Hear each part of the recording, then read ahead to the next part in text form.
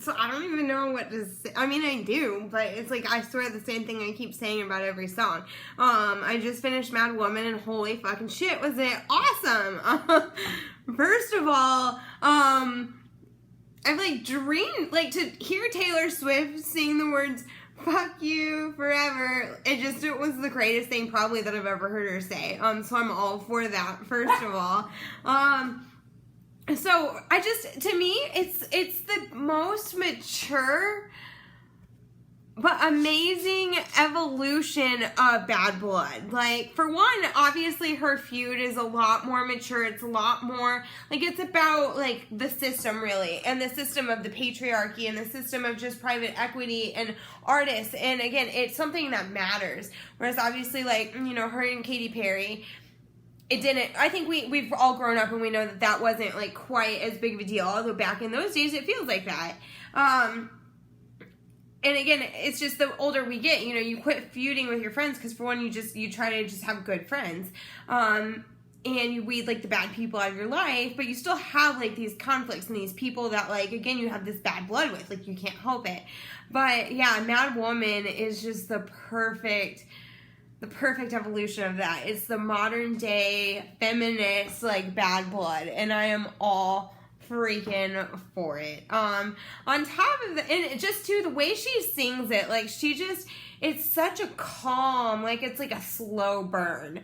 And just, like, literally watching a match, tossing it, and just, like, a slow burn. And her voice, it's just, God, it's so soft, but it's like, you can feel you can feel her breathing flames. And then, so some of the lyrics that really spoke to me, again, I knew right away. I wrote right before I even started it, as soon as I saw the flames and knew the title, I was like, first of all, I just already know that this is going to relate perfectly to how I'm feeling right now. And I appreciate the fire imagery before it even starts, because, like, I'm kind of the same way, except it's a completely different way, but it's within my own field, actually, and it's, like, how messed up the legal field is.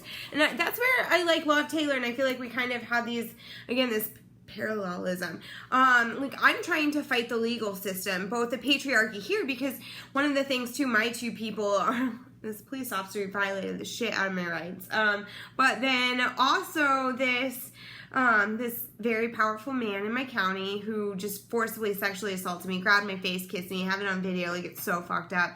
But I've been kind of silenced, and this person's really powerful, and again, because of conflicts of interest, etc., and suppression, and just, like, you know, the way that men try to keep women down in the system in general, I haven't yet been able to do anything.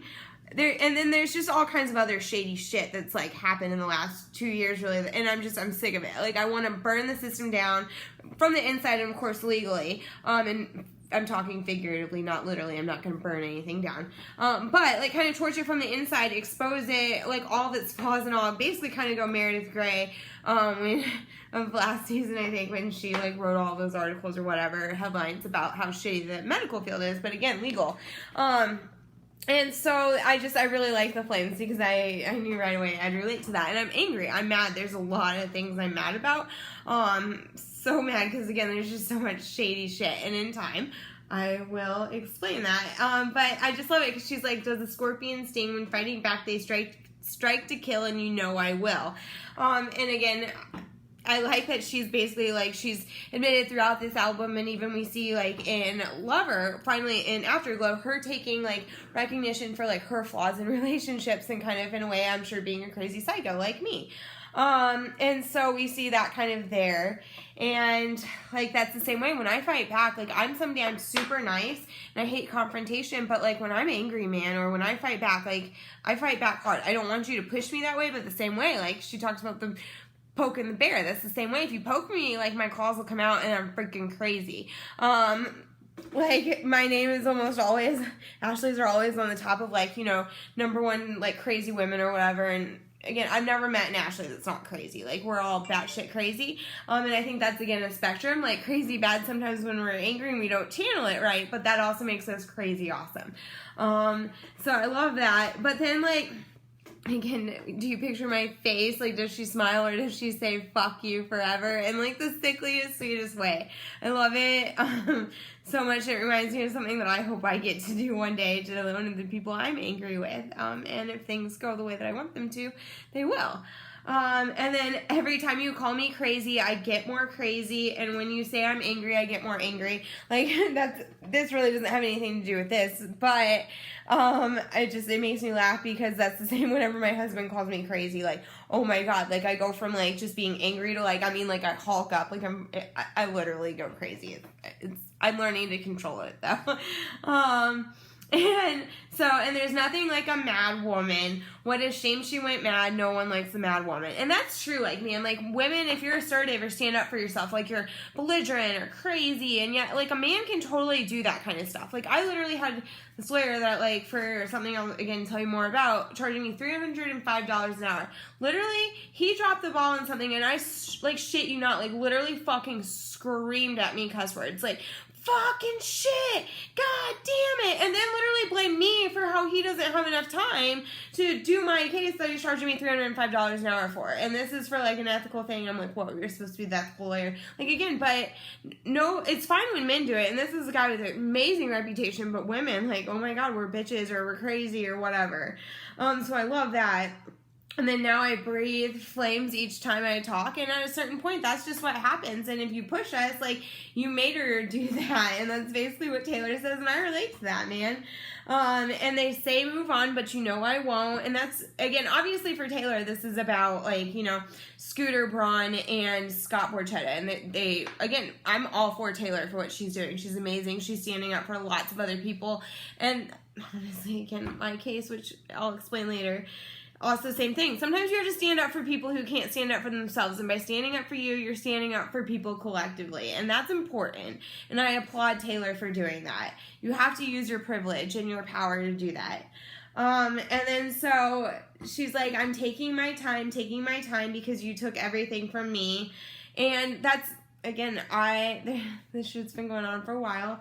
And I'm still taking my time, making plans, gotta be careful, but almost took everything from me. Luckily, I control my own fate, and I'm never letting anybody take anything from me. And kind of through this whole process, I'll explain how, like, it's kind of led to this, like, newfound freedom, which is really cool. But anyways, I just love it. And then watching you climb over people like me. Again, the guy who assaulted me, like, that's, again, but he's not going to climb too much further, I can tell you that. And then at the very end, like, she calls out Scooter Braun's wife. Like, basically, like, she calls him Scooter Braun out because, like, she knows that he's got all these side chicks and she should be mad and is, like, a mad woman. But she's basically, like, just stay silent because nobody likes a mad woman. And it's kind of like, damn, like, it's kind of a good way to call somebody out. And I was all for it. It kind of just, it got me, but I loved it. Again, I just love Taylor. I love her brilliance. This album is just, it's awesome. It's so sonically cohesive and it just floors me. It's like 8:35. I swear I've been like listening to the album. I'm still not even done with all the songs yet. Or I might have just finished.